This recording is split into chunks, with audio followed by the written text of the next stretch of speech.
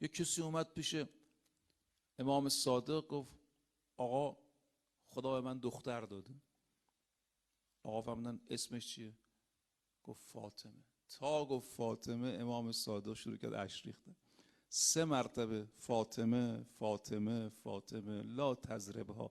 فرمود چون نامش نام مادر ماست نزنیشو، داد سرش نزنی یا اذیتش نکنی یا.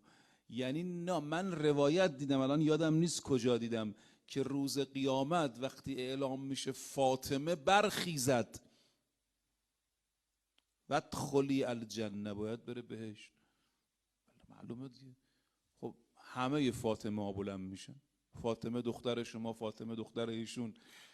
خطاب میشد ما فاطمه بنت رسول الله رو گفتیم نه بقیه رو.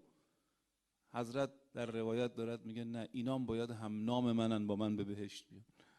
حالا مگر یه کسی از مسیر اون حضرت خارج باشه، اون تخصصا خارجه. این برکت نام حضرت زهرا سلام الله علیها.